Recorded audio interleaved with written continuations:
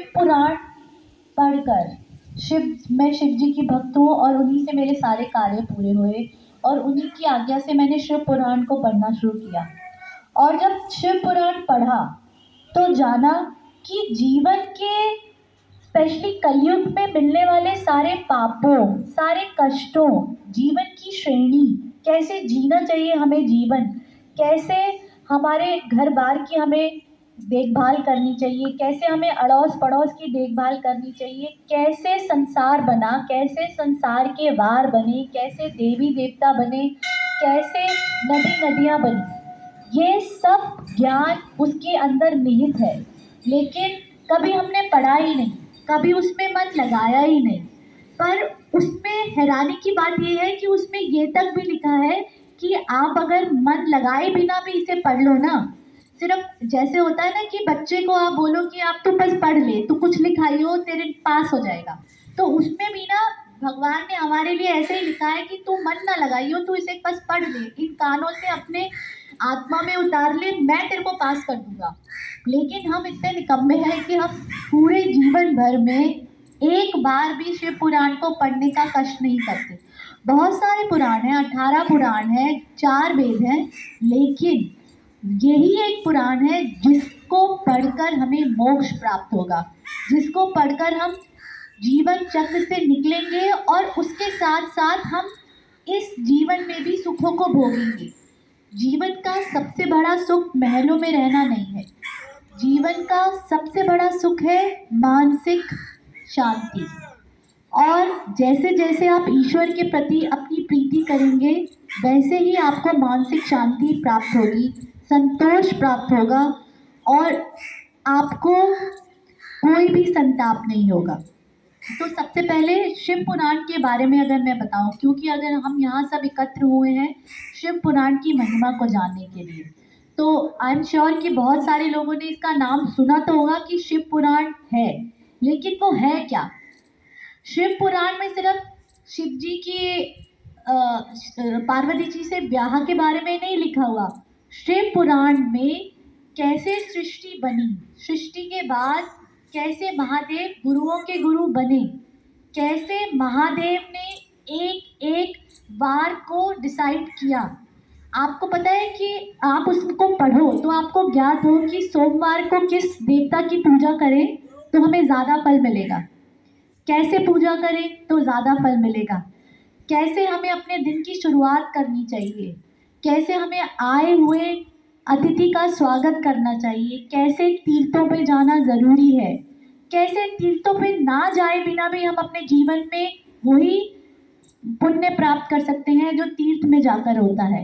ये छोटी छोटी बातें, जैसे बच्चों को बचपन में क ख ग और ABC पढ़ाई जाती है, लेकिन हम भारतवर्ष में इतने उच्च कोटि के ग्रंथ होने के बाद भी बचपन से उन्हें पढ़ने की आदत नहीं डालते, क्योंकि हम अपने रोटी पानी घर बार में इतने बिजी हो जाते हैं कि जिसके लिए हमें जीवन मिला है उसी को भूल जाते हैं।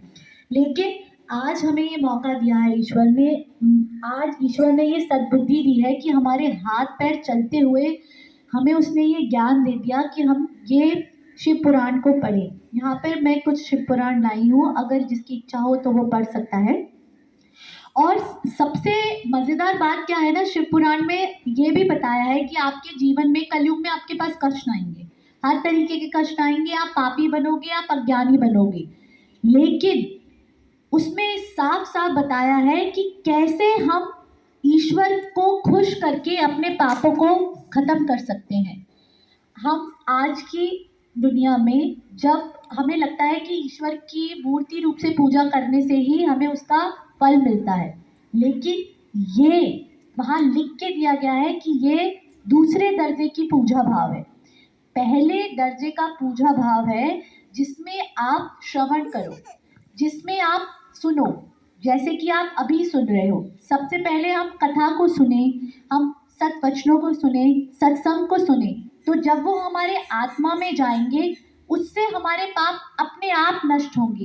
ये कितना आसान तरीका है, हमें कुछ नहीं करना, अगर हम बैठ के सिर्फ शब्दों को सुने, अपने आत्मा में उतारे, उन पे ध्यान लगाएं तो हमारे पाप अपने आप नष्ट हो रहे हैं। आपको ना कुछ घंटी बजाने की ज़रूरत है, ना जल चढ़ाने की ज़रूरत है। वो खुद कहते हैं कि आप सिर्फ श्रवण करो। इससे बेहतर तरीका है कि जो सुन रहे हैं उसे मनन करो, उसको जपो। आपने ओम नमः शिवाय सुना, जब भी आप काम करो उसको मन ही मन याद करो। हर काम में ज़रूरी नहीं है ना अब आपको मंदिर नहीं जाना, आपको घर में काम है, हमारी ज़िम्मेदारी है, हमें झाड़ू करना है, पोछा करना है, खाना बनाना है। आप खाते वक्त अगर ओम नमः शिवाय आपने कर लिया ना, आपको पता ही नहीं कि आपने अपने परिवार को कितने बड़े पुण्य में डाल दिया। जैसे आपने खाना बनाते वक्त मन ही मन ओम नमः शिवाय किया, वो खाना नहीं रह गया, अब वो प्रसाद बन गया। आपके भाव इतने उच्च कोटि के हो गए उसको बनाते वक्त कि वो एक प्रसाद का रूप ले लिया, और जो जो आपके घर में वो खाएगा उसको वो प्रसाद के रूप में उसके सारे संताप, सारे पाप, सारे दुख नष्ट करेगा। है ना कितना आसान। हमें कहीं जाने की जरूरत नहीं है, सिर्फ मन से ईश्वर का नाम लेना है। हर काम में आप अगर अपना सफाई करते वक्त मन में ओम नमः शिवाय लेके करो, आपका घर किसी दिवालय से, किसी मंदिर से कम नहीं होगा। उसके अंदर जितनी भी बीमारियां, जितनी भी नेगेटिविटी, ये कोरोना जो भी होगा वो सब नष्ट हो जाएगा, सारा का सारा नष्ट हो जाएगा। एज ए पेरेंट, माँ बाप में हमारी ये जिम्मेदारी है कि हमें अपने मन के भाव में ये लाना है। सबसे पहले हमें सुनना है, कथा सुननी है, हमें लोगों सत वचन सुनने हैं, सत्संग सुनने हैं। फिर अपने घर के कामों में आते, आपको अगर कोई ये बताए कि एक रास्ते में जाने का ये शॉर्टकट है और दूसरा लंबा रास्ता है, तो ईश्वर ने हमें दिमाग दिया है, हम सबसे पहले शॉर्टकट को अपनाएंगे। लेकिन आज तक हमें किसी ने बताया ही नहीं कि ये शॉर्टकट है। आज आपको पता चला है कि शॉर्टकट पूजा पाठ में नहीं है, घर से बाहर निकलने की जरूरत ही नहीं है, आप सिर्फ श्रवण करो, घर में मनन करो। शॉर्टकट ये है ईश्वर के पास जाने का, जिसमें आपका कोई काम भी नहीं हैम्पर होगा, आप जो चाहो वो करोगे और अपने साथ साथ अपने परिवार वालों के पापों को भी नष्ट करोगे। तो शिव पुराण में ये बताया गया है, लेकिन हम अज्ञानियों को अभी तक ये पता ही नहीं चला। उसके बाद ये क्लियर बताया गया है कि दो श्रेणी के लोग होते हैं, एक धनवान होते हैं। धनवानों को अगर पुण्य कमाना है तो दान करो। आपके पास धन है, आप दान करो और पुण्य कमाओ। कहा गया है ना, जो जल भरे नाव में, घर में बड़े दाम, दो हाथ उलझिए यही सयानों का काम। अगर नाव में पानी बढ़ जाए और घर में धन बढ़ जाए तो सयाने लोग होते हैं उसे निकालते हैं, आप नाव में पानी नहीं रहने देते। उसी तरह से लिखा गया है शिव पुराण में कि आपके पास अगर सामर्थ्य है, धन है, तो उसे दान दीजिए, क्योंकि वो आपको इजी वे में आपके पुण्य को बढ़ाता है। दूसरा तरीका, अगर आप निर्धन है, उसमें साफ लिख के बताया गया कि आप निर्धन है तो आप दान तो नहीं कर पाएंगे, तो आप जप करिए। ईश्वर का नाम लेने के लिए तो कोई पैसों की जरूरत नहीं पड़ती, आप जप करिए और व्रत करिए। तो उसमें यहाँ तक भी बता दिया गया कि अगर आप निर्धन है आपके पास, और मैं आपको बताती हूँ कि जब से ही आज मैं सामर्थ्य हो पाई, जिंदगी में बहुत मुश्किलें आती हैं। मेरा भी परिवार है, एक बच्चा है, सास है, जिंदगी में बहुत मुश्किलें आती हैं, लेकिन मैंने ठाना, ईश्वर ने मुझे सद्बुद्धि दी कि भगवान के नाम से लेकर इम्पोर्टेंट कुछ भी नहीं है। पूजा पाठ किया, व्रत किए, लेकिन उसकी कृपा से ये समझ में आ गया कि भगवान का नाम लेके निकलो तो सब चीजें वो देख लेता है, क्योंकि वही सारा संसार चला रहा है। तो उस और ये सब मुझे शिव पुराण पढ़ के एहसास हुआ कि उसके अंदर क्या क्या लिखा है और हम क्या क्या मिस कर रहे हैं। और सबसे बड़ी बात है, उसमें ये भी लिख के दे दिया गया, भाई तुम्हारा मन नहीं लगता ना इसे पढ़ने में, तुम्हें समझ नहीं आती, तुम्हारा मन नहीं लगता, तो भी तुम सुन लो, चाहे 10 मिनट सुनो, चाहे 1 मिनट सुनो, चाहे एक श्लोक सुनो, लेकिन मन लगा के सुनो। जैसे आप बच्चों को बोलते हो कि भाई तू आधा घंटा पढ़ ले, तुझसे नहीं पढ़ाई होती ना, तो आधा घंटा पढ़ ले, एक चैप्टर पढ़ ले, एक पेज पढ़ ले, लेकिन मन लगा के पढ़। ऐसे ही भगवान भी हमको कहता है कि तुझसे पूरे दिन नहीं होता ना, तो तू एक श्लोक पढ़ ले, 5 मिनट पढ़ ले, लेकिन मन लगा के पढ़।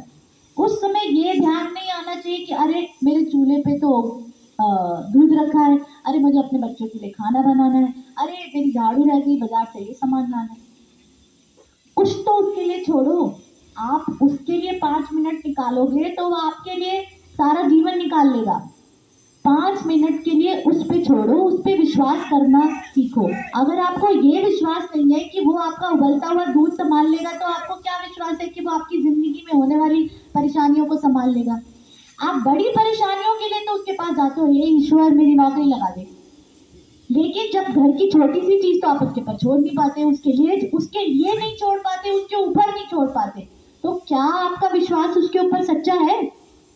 नहीं है। ये चीज हमें समझ में नहीं आती कि अगर विश्वास है तो पूरा है, नहीं तो फिर मतलबी विश्वास है। हर चीज वो देखेगा, क्यों नहीं देखेगा? आप माता पिता होके अपने बच्चों की चीज नहीं देखोगे, चाहे वो आपसे प्यार करे या ना करे। आपकी नजर हमेशा रहती है उस पर कि वो सही रास्ते जा रहा है कि नहीं जा रहा। लेकिन जब वो ज्यादा शरारती हो जाता है तो आप कहते हो ना, तू मुझे बुलाएगा फिर मैं बताऊंगा। मुश्किलें फिर भी वो देख लेते हो आप। ऐसे ही अपने ईश्वर पे, जो भी आपका ईश्वर है उसके ऊपर पूरा विश्वास करिए, उसके ऊपर पूरा विश्वास करिए कि वो आपकी चीजें देखेगा। आप उस पर छोड़ दीजिए, आप उस पर छोड़ के तो देखिए। हमारी प्रॉब्लम क्या है, हम मुश्किल हमें हमें लगता है कि हम बड़ी चीजें उस पर छोड़े, अरे सब छोड़ के देखो उस पर, फिर देखो कि जिंदगी कितनी आसान होती है। आपके हाथ में कुछ नहीं है, आप पीछे मुड़ के देखो, जैसे आपने सोचा था उसमें से क्या हुआ। होती ईश्वर की मर्जी है, लेकिन उसके चक्कर में हम अपना पल पल गवाते रहते हैं। पल पल ईश्वर को दो, भगवान के नाम को दो। आप देखो कि आप ही नहीं, आपकी फैमिली भी अच्छी हो जाएगी। मैं साक्षात उदाहरण हूँ, मैं जुड़ती हूँ ना। अगर मेरे किसी काम में बाधा आती है किसी के बीमार होने से, तो मेरा ईश्वर पहले उसे ठीक कर देता है कि भाई इसका काम नहीं अटकना चाहिए, इसके फैमिली की किसी प्रॉब्लम हो गई तो इसका दिमाग खराब होगा, फिर ये मेरे पीछे पड़ेगी, लो जी उसे भी ठीक कर दो।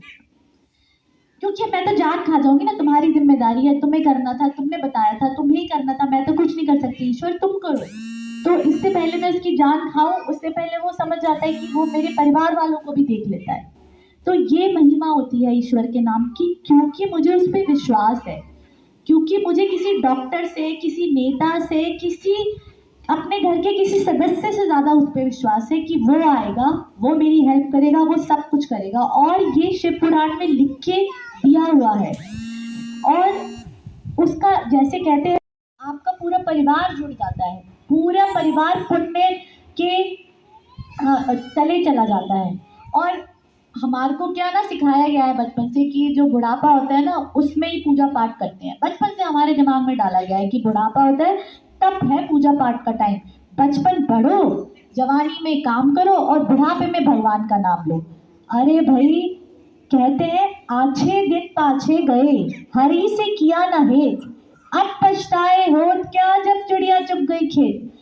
जब पूरी, आप एक बात बताइए, जब आपका एग्जाम, आपके बच्चे का एग्जाम है, आप उसको क्या बोलते हो कि भैया तू पहले ही दिन से पढ़, थोड़ा थोड़ा पढ़ेगा ना तो एग्जाम तक अपने आप ही अच्छे नंबरों से पास हो जाएगा। लेकिन हम क्या करते हैं, हमारी जिंदगी का एग्जाम है जब हम मरेंगे और ऊपर मोक्ष के लिए जाएंगे, उसके लिए हम उससे एक दिन पहले, जब जब हमारे ना शरीर में जान होगी, ना दिमाग में शक्ति होगी, तब हम भगवान का नाम लेंगे। अरे जब हम अपने बच्चों को कहते हैं कि शुरुआत से अच्छे से पढ़ो, शुरुआत से तुम करो, तो ये हम पर नहीं लागू होता? आपके पुण्य के अकाउंट में बढ़ता जाएगा पुण्य, भगवान का नाम बढ़ता जाएगा, और जिस दिन मुसीबत आएगी भगवान देखेगा भाई आपके अकाउंट में तो बैलेंस है, लो भाई उसका फल लो। लेकिन जिस दिन मुसीबत आई और आपका आपका पुण्य का अकाउंट खाली है, तो आप क्या करोगे? डॉक्टर ने कहा कि पैसे लाओ, आपके बैंक में पैसे नहीं है, तो क्या करोगे आप? तब आप देखो, बिल्कुल जिंदगी ऐसे ही है। आपको डॉक्टर ने कहा पैसे लाओ, अड़ोसी से मांगते हो, अड़ोसी से मांगते हो, है ना, कि उसके पास पैसे हैं फिर दे दे। ऐसे ही हमारे पुण्य के अकाउंट में कुछ भी नहीं है। हम मुसीबत में गए, भगवान को बोला भगवान हमारी हेल्प करो, भगवान ने देखा इसका अकाउंट खोल के, अरे इसके पुण्य का अकाउंट में तो कुछ है ही नहीं, ना इसने मेरा नाम लिया, ना कभी दान पुण्य किया, ना किसी की सेवा करी। अब आप क्या करोगे? अब आपके पास रास्ता है उधार मांगने का। अब आप उधार कैसे मांगते हो? पंडितों के पास जाते हो, औरों के पास जाते हो। वो क्या करते हैं, उन्होंने सत्कर्म किए होते हैं, वो अपने सत्कर्मों से कुछ आपको उधार दे देते हैं। क्यों करना है ऐसा? जो रूल आपके पैसों पे अप्लाई होता है वही आपके पुण्यों पे भी अप्लाई होता है। आज से अभी से आज से अभी से आप पुण्य को इकट्ठा करो कि जब आपको मुसीबत आए तो वो पुण्य आपके अकाउंट में हो। भगवान आपका अकाउंट खोले तो देखिए अरे वाह इसके पास तो बहुत सारे पुण्य है, लो जी इसकी हेल्प करो, ना किसी से मांगना। धीरे धीरे करके आज ही से अभी से आप पुण्यों को इकट्ठा करना शुरू करें, भगवान का नाम लेना शुरू करें, बुढ़ापे की इंतजार ना करें।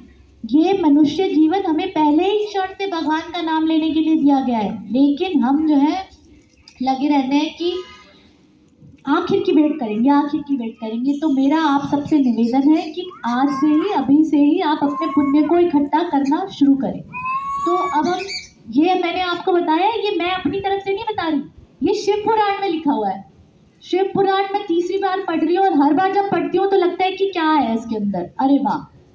जब वो ये वहाँ एक छोटी सी चीज किसी लाइन में लिखी होती है ना कि अगर इसको 50 बार कर लो तो आप जो हो आपका ये प्रॉब्लम सॉल्व, मतलब ऐसे लिखा है आपने ये कर लिया तो आपको संतान हो जाएगी, इतनी बार कर लिया तो ये हो गया। अरे हमें पंडित के पास जाने की क्या जरूरत है, हमें तो पता ही है उसके अंदर। अगर आपके बच्चे को आपने बोला कि तू चैप्टर को इतने अच्छे से पढ़ ले कि उसके अंदर से कोई भी सवाल आ जाए तो तेरे को जवाब पता हो, वही चीज पुराण के अंदर लिखी है, आप उसको पढ़ लो और ईश्वर की इतनी कृपा जरूर रहती है, जो प्रॉब्लम होगी वहीं आपका ध्यान आकर्षित कर लेगा। पढ़ना शुरू करो। और सबसे पहले जब हम शिव पुराण शुरू कर रहे हैं तो जैसे किसी भी पढ़ाई के नियम होते हैं कि बस अपना पेन पेंसिल साथ में रखो, रबड़ साथ में रखो, कॉपी साथ में रखो, बच्चों शोर मत मचाओ, ये पढ़ रहा है मेरा बच्चा। तो ऐसे ही शिव पुराण पढ़ने का बस ये नियम है जो मैं आपसे कहना चाहती हूँ कि मन लगाओ। अब आप अपना घर छोड़कर आ गए ना, यहाँ जितनी भी देर हो ना मन लगाओ, ईश्वर को बोलो कि ईश्वर ये टाइम मैंने तुझे दिया, बाकी तू देख। इतना विश्वास करो, मन लगाओ, जितने भी पल 5 मिनट 10 मिनट यहाँ पर कहीं पर भी पूजा करो ना, बाकी दुनिया को भूल जाओ। आप दुनिया चलाने वाले नहीं हो, आप चाहे कितनी चिंता कर लो होगा वही जो होना है, आपके सोचने से कुछ नहीं हो सकता। जिस दिन आपको ये बात समझ में आ गई, एक तो आपका रोग कम हो जाएगा, जितने भी जिंदगी के रोग है ना आपके वो कम हो जाएंगे, दूसरा आपके पुण्य बढ़ेंगे। अभी आपको समझना है कि आप क्या करना चाहते हो। दूसरा रूल है शिव पुराण की कथा शुरू करने से पहले आपको ये समझना पड़ेगा कि आपके गांव में ना हजारों लोग होंगे, लेकिन चुनकर यहाँ पे 15-20 लोग बैठे हैं। क्यों? क्योंकि ईश्वर ने आपको चुना है। मैं आज क्यों आई? क्योंकि ईश्वर ने मुझे चुना है। मैं कहीं और भी जा सकती थी, गाँव की कमी थोड़ी है यहाँ पर, ये कहीं और ले जाएंगे मेरे को, लेकिन ईश्वर ने आज आप लोगों को चुना है। आपके पुण्य, आपकी सेवा ने फल दिया है आज। इस चीज को महत्वपूर्ण समझो। अगर ईश्वर ने आपको मौका दिया है तो उस चीज का फुल यूज करो, क्योंकि जब तक अगर मैं आपको एक पत्थर दूं और अगर ये ना बताऊं ना हीरा है, आप उसे फेंक दोगे, और जैसे ही बता दिया हीरा है तो आप देखो उसकी कितनी रक्षा करते हो। ऐसे ही मैं आपको ये बताना चाहती हूँ कि ये वाला क्षण आपके लिए हीरा है, इसे व्यर्थ मत करो। हमारी मुश्किल क्या है ना कि बचपन से हमें सिखाया ही नहीं गया और हम इतने ढीठ हो चुके कि एक बार में नहीं आता, हम ठोकर खा के समझते हैं। ईश्वर की कृपा है कि हम अभी ठोकर खाने से बचे हैं, उसने हमें चुना है क्योंकि वो मौका हर किसी को देता है। आपके पुण्यों का मौका आपको मिला, उसने आपको अवगत कराया कि शिव पुराण कितना जरूरी है। आप मेरे को यहाँ भेजा कि मैं आपको सुनाऊं। इस उम्र में मुझे डिस्कोथेक जाना चाहिए, मूवी देखनी चाहिए ना बैठ के, अपने बच्चे के साथ खेलना चाहिए, बैडमिंटन खेलती हूँ मैं, सीए हूँ, अपनी पढ़ाई के लिए कुछ करूँ, लेकिन उसने मुझे चुना, मैंने हाथ जोड़कर उसे अपना लिया कि जो तेरा आज्ञा है वो करते हैं, मुझे यहाँ भेजा गया है। तो आप ना ये इम्पोर्टेंस समझिए, आप ऐसे ही नहीं बैठे, आपको कोई काम भी हो सकता था, आप बीमार भी हो सकते थे, आपको कहीं जाना भी पड़ सकता था। ये छोटे बच्चे कितने भाग्यशाली हैं कि इनके कानों में ये आज शिव पुराण पढ़े जाएगी, इनके पुण्यों ने जोर मारा है। अब इनके माता पिता की जिम्मेदारी है कि वो इसको इस रास्ते पे और लेके जाए या नहीं लेके जाए। आपको तो पता भी नहीं चलेगा कि आज आपके अंदर के कितने रोग मिट जाएंगे, क्योंकि जो दुख हुआ ही नहीं उसका तो आपको पता नहीं ना। पेरेंट्स तो ऐसे ही होते हैं। हाँ, बच्चों को कभी पता चलता है आप उनके लिए कितना काम करते हो? उनको कोई फर्क नहीं पड़ता, उनको पता ही नहीं चलता, क्योंकि आपने कभी जताया ही नहीं। तो ऐसे ही हमारा जो पिता है, जो हमारा ईश्वर है, वो हमारे को इसका फल जरूर देता है। आप ये मानिए, मानुष तन जन्म दुर्लभ है, मिले न बारंबार, तरुआ से पत्ता टूट गिरे, बहु न लागे डाल। बहुत दुर्लभ है। एक पत्ता अगर यहाँ से उतर के गिर गया तो वो दोबारा नहीं लग सकता। आज आपको मनुष्य का जन्म मिला है, क्या गारंटी है कि आप अगली बार भी मिलेगा? कोई गारंटी नहीं है। और हमारे जैसे कर्म हम कर रहे हैं, सब जानते हैं अपने अपने कर्म, सबको पता है कि नहीं मिलेगा। ना तो हमने कुछ अच्छे कर्म किए, ना सेवा की, ना भगवान का नाम लिया। तो इसलिए जो मिल गया उसी का बेस्ट यूज करिए। और तीसरी चीज मेरी रिक्वेस्ट है कि पूरे सत्संग में आपको आज अपनी जिंदगी में उतारनी है, चाहे वो खाना बनाते वक्त भगवान का नाम हो, जो भी आपको पूरे सत्संग में बात अच्छी लगे। क्योंकि जब आपने अपना समय दिया, आपने अपना अनमोल समय दिया, आपने अपना ध्यान दिया, तो उसका बेनिफिट होना चाहिए ना। ऐसे ज्ञान का क्या फायदा जिसका हम यूज ही ना करें? किताब में रखे ज्ञान का कोई फायदा नहीं है जब तक हम उसे अपने जीवन में न उतारें। अगर आपके बच्चे ने पूरी किताब पढ़ ली, एग्जाम में उसको डाला, उसने उसका हल ही नहीं निकाला, फायदा है नहीं ना कुछ उसका। ऐसे ही आपने सारी बातें सुन ली, लेकिन जिंदगी में आज यहाँ से जाते वक्त कुछ भी ना लेके गए, तो आपने तो अपना 1 घंटा वेस्ट कर दिया। तो वो तो नहीं करोगे आप अपने साथ, इतने स्वार्थी तो बनोगे, अपने लिए तो नुकसान नहीं करोगे ना। अपने 1 घंटे को तो वैल्यू करो कि भाई मैंने अपने जीवन का 1 घंटा दिया, कुछ समझा, तो उससे कुछ तो सीखा। सूत जी बोले, मैं प्रसन्न चित्त से उनका सदैव वंदन करता हूँ। भगवान शंकर मुझ पर प्रसन्न हो सदा सदा, यही प्रार्थना करता हूँ। इस प्रकार का पहला अध्याय समाप्त हुआ। बोलो ओम नमः शिवाय, ओम नमः शिवाय, ओम नमः शिवाय। शंकर भगवान की जय। शिव शंकर डमरू वाले, मेरे शंभू भोले भाले। शिव शंकर डमरू वाले, मेरे भोले शंभू भोले भाले। मेरी नैया डगमग डोले, अब तू ही इसे संभाले। मेरी नैया डगमग डोले, अब तू ही इसे संभाले। शिव शंकर डमरू वाले, शिव शंकर डमरू वाले। मेरे शंभू भोले भाले, मेरे शंभू भोले भाले। मेरी नैया डगमग डोले, मेरी नैया डगमग डोले। अब तू ही इसे संभाले, अब तू ही इसे संभाले। चलिए अब शुरू करते हैं शिव पुराण का दूसरा अध्याय। 1 मिनट पानी।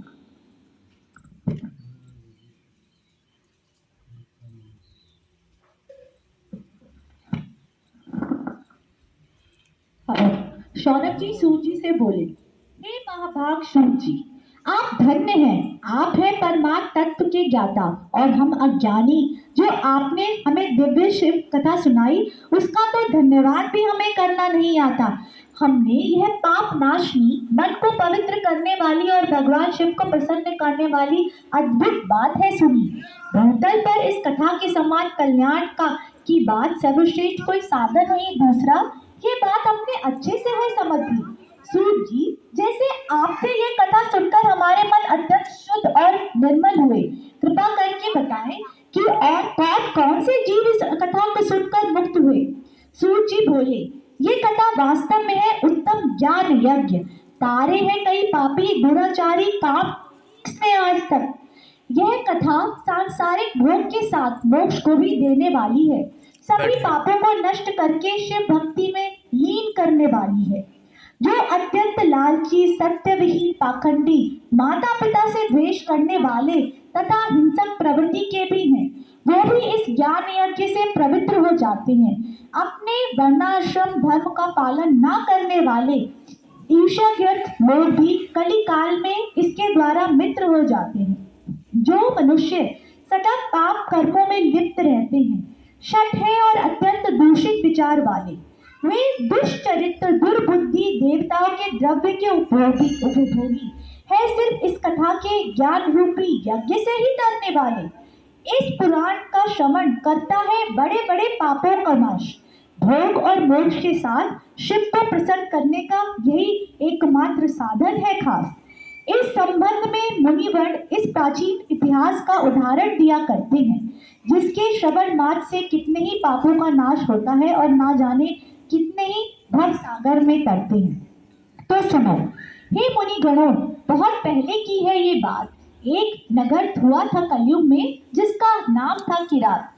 उस नगर में एक अज्ञानी, दरिद्र, वैदिक धर्म से विमुख तथा रस बेचने वाला एक ब्राह्मण रहता था। वह देवराज नामक ब्राह्मण अपने नित कर्मों से भ्रष्ट हो सदा वेश्यावृत्ति में ही तत्पर रहता था। उसने न सिर्फ अपने ऊपर विश्वास करने वाले लोगों को ठग लिया था, अपितु ब्राह्मण, क्षत्रिय, वैश्यों तथा शूद्रों को मारकर भी हड़प लिया था। अधर्म से न जाने उसने कितना ही धन अर्जित किया, परंतु धर्म के काम में उसने थोड़ा सा भी ना दिया। एक दिन जब वह ब्राह्मण तालाब पर गया नहाने, तो वहाँ आई शोभावती नामक वैश्या को देखकर अत्यंत ही मोहित हो गया। उस सुंदरी को मन ही मन इस धनी ब्राह्मण का उस सुंदरी का मन भी इस धनी ब्राह्मण को अपने वशीभूत जानकर अत्यंत ही प्रसन्नचित्त हो गया। धीरे धीरे दोनों में हो गई एक दूसरे के प्रति प्रीति। वैश्या ने भी स्वीकार कर लिया ब्राह्मण को अपना पति। माता पिता तथा अपनी पत्नी के रोकने पर भी वह ब्राह्मण किंचित न माना। कामावश होकर उसने शोभावती के साथ रहना ही उसे जाना। एक रात्रि उस दुष्ट ने अपने माता पिता और पत्नी का वध कर हर लिया उनका सारा धन। तत्पश्चात अभक्ष्य भक्षण तथा मद्यपान में रहने लगा उस पापी देवराज का मन। एक दिन घूमता घामता वह देवलोक से पहुंचा प्रतिष्ठानपुर। वहां एक शिवालय में एकत्र हुए थे साधु और महात्मा कुछ। देवराज भी उस शिवालय में गया ठहर। आ गया वहां उस ब्राह्मण को ज्वर। तभी वहां एक ब्राह्मण देवता ने शिव पुराण की कथा सुनाई। वहां बुखार से पड़े देवराज के कानों में यह पावन कथा की आवाज भी आई। एक मास के बाद वह बुखार से अत्यंत पीड़ित हुआ दुखद मृत्यु को प्राप्त। तत्पश्चात आए यमराज के दूत ले जाने यमपुरी उसको अपने साथ। उनके यमपुरी पहुंचते ही भगवान शिव के पार्षदगण भी वहां आए। देवराज को उन्होंने साथ लिया और सारे के सारे यमगण भी उन्होंने भगाए। यह सब कोलाहल सुनकर धर्मराज अपने भवन से बाहर आए। विधि पूर्वक शिव गणों का पूजन कर बोले, कृपा कर अपने आने का प्रयोजन बताएं। यम जी ने ज्ञान दृष्टि से सारा वृतांत जानकर, क्योंकि देवराज ने एक दिन शिव पुराण की कथा बनने से पहले पूरी शिव पुराण की कथा सुन ली, तो यमराज जी समझ गए कि इसके पुण्य का प्रताप है कि उसको आज शिवगण लेने आए हैं। और जीवन भर उसने जितने भी पाप किए, वध किया, वेश्यावृत्ति की, सबको धोखा दिया, वो सारे नष्ट हो गए हैं। तो यम जी ने देवराज को उन शिव गणों को दे दिया। इस प्रकार एक बार शिव कथा सुनने से शिव जी ने उसे शिव धाम में वास दे दिया। शिव पुराण की यह परम पवित्र कथा धन्य है। पापियों को तारने वाला कोई उपाय न अन्य है। भगवान सदाशिव के धाम को वेदज्ञ सभी धामों में सर्वश्रेष्ठ बताते हैं। हर ब्रह्मा लोक एक है, विष्णु लोक एक है, फिर शिव लोक है, गौ लोक है। तो वेदों के हिसाब से उन सब में सर्वश्रेष्ठ है भगवान शिव का धाम। देवराज जैसे लोभी, अधर्मी और दुर्बुद्धि भी एक बार सुन शिव के परम धाम को पाते हैं। हे देवों में देव महादेव, हम सब आशा करते हैं कि हमें भी आप तारोगे और इस भवसागर के उस पार अपने धाम उतारोगे। इस तरह देवराज वर्णन द्वितीय अध्याय समाप्त हुआ। बोलो बोलो शंकर भगवान की जय। ओम नमः शिवाय। बोलो शिव शंकर डमरू वाले,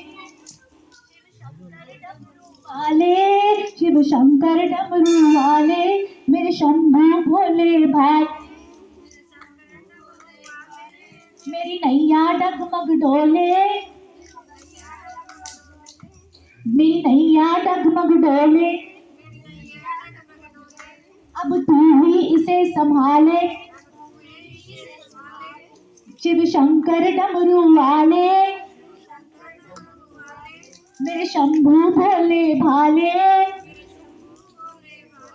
मेरी नैया डगमग डोले, अब तू ही इसे संभाले। मैं आपको एक राज की बात बताती हूँ कि जीवन सुधारना, हमारे जीवन के कामों को ठीक करना, ये हमारा काम नहीं है, ये ईश्वर का काम है। ये उसका काम है कि जब हमारी नैया डगमग डगमग डोलेगी तो उसे सही रास्ते पे चलाना है। और हमें लगता है ये हमारा काम है, हमारा काम ये नहीं है। हमारा काम ये है कि अपना जीवन उसको देना। हमारा सिर्फ एक ही काम है, हमें भगवान ने ना नीचे सिर्फ उसका गुणगान करने के लिए भेजा है, उसको याद करने के लिए भेजा है, उसको शुक्रिया करने के लिए भेजा है। आप कोई भी सीरियल भगवान का उठा के देख लो, आप कोई भी भजन उठा के देख लो, आप कोई भी आरती उठा के देख लो, सब में सबसे पहले ईश्वर को शुक्रिया करते हैं, उसके गुणों का गुणगान करते हैं, उसको प्रसन्न करते हैं। बाकी वो सारा काम अपने आप कर लेता है। तो ये ईश्वर का काम है कि वो नैया हमारी संभाले, हमारा काम है उसे याद करना बस। हम ये छोटा सा काम ही ठीक से नहीं करते और सारी जिंदगी में गड़बड़ होती है। चलिए शुरू करते हैं अध्याय 3। चलो अब आरंभ करें महात्म्य का ये तीसरा अध्याय। इस अध्याय में सूत जी चंचला के उद्धार के बारे में रहे बताए। तो देवराज के उद्धार के बारे में सुनकर ऋषियों को बहुत ही आनंद आया। उन्होंने बोला भाई ये तो बहुत ही आसान तरीका है, जरा हमें और बताइए कि कौन कौन और तरह। तो फिर वो बताते हैं चंचला के बारे में, जो शिव पुराण को सुनकर उसका कैसे उद्धार हुआ और कैसे उसके पूरे परिवार का उद्धार हुआ, जो सुनाए। ये है ऐसा अमृत पान जिसे ये मन कभी भर ही ना पाए। इच्छा हुई है कि सुनते रहे हम, बस सुनते ही जाएं। इस लोक के सुखों को पाकर हम सब फिर शिव लोक में जाकर धन्य हो जाए। सूत जी ने फिर इस गोपनीय कथा को आखिर वर्णन कर ही डाला। कहने लगे तो सुन लो सभी। ऐसा था पहले एक गांव कभी, नाम था उसका वाशकाल। अधर्म से था उस गांव का बुरा हाल। धर्म विमुख द्विज रहते थे वहां पर वास, करते थे दिन रात बस राज ही रास। दुष्टों के भी दुष्ट थे सारे गांव वाले, प्रथम श्रेणी के थे महापापी। निष्ठुर थे सब, डर न था उन्हें देवताओं का भी। किसानों की तो बस पूछो ही नहीं, सबने खेती बाड़ी छोड़कर डाका चोरी अपनाई। पर स्त्री गमन करने वाले थे वो सब, पशु बुद्धि वाले थे सारे के सारे सब। वहीं रहता था बिंदुक नाम का एक ब्राह्मण, क्या कहूँ अधमों का भी था वो अधम। दुरात्मा था वो, था अथक का पापी। सुंदर पत्नी होने के बाद भी था वो वेश्यागामी। नाम था उसकी पत्नी का चंचला, सदा धर्म मार्ग पर ही थी वह स्त्री चला। सदा धर्म का पालन वो करती थी, पति सेवा में लगी हरदम वो रहती थी। फिर भी वो बिंदुक उसे ना चाहता था, पर स्त्री पर ही सदा उसका मन आता था। दीर्घ काल तक चंचला ने अपना धर्म निभाया, पर ज्यादा दिन उस चंचला का मन काम बाण सह न पाया। आखिरकार तो वो भी दुराचारिणी हो गई, अपना चरित्र भ्रष्ट करके कुमार्ग गामिनी हो गई। पर पुरुष के साथ छुप छुप कर रमण वो करने लगी, अपनी काम वासनाओं का कुछ इस तरह भरण वो करने लगी। पर होनी कुछ ऐसी थी कि एक दिन बिंदुक अपने घर से जल्दी आ गया, तो पर पुरुष के साथ उसने अपनी पत्नी को पाया। उस बिंदुक का तो घूंट उबल उबल आया, पर वो व्यभिचारी पुरुष उसके हाथ न आया। तब उस पापी ने अपना सारा का सारा बल चंचला पर अपनाया। वो अज्ञानी बिंदुक उसे ज्ञान सिखाने लगा, खुद अधर्मियों से धर्म बताने लगा। तो फिर उस चंचला को भी बहुत क्रोधता आया। उसने अपने पति को फिर आईना दिखाया। वह बोली, अरे बिंदुक, तूने कौन सा धर्म मार्ग अपनाया? मुझ पति परायण को छोड़कर तूने एक वेश्या से चित लगाया। क्या कभी सोचा कि मेरी क्या गति होती होगी? काम पीड़ित चंचला यावन में कितनी रोती होगी। तब उस बिंदु को चंचला का मर्म समझ में आया। फिर उसने एक अजीब ही उपाय सुझाया। वो बोला तू सत्य ही कहती है और चंचला, ऐसा कर तू पर पुरुष से खुलकर अपना मन बहला, पर सुन, उनसे तो उनका सारा धन निचोड़ ले और वो धन लाकर मेरे पास छोड़ दे। इससे हम दोनों का ही स्वार्थ सिद्ध हो जाएगा, दोनों का जीवन संतुष्ट होकर ऐसे ही निकल जाएगा। और उसने कहा तू भी अपनी मर्जी की कर, उनसे धन है तो मुझे दे। इस तरह फिर से वो दोनों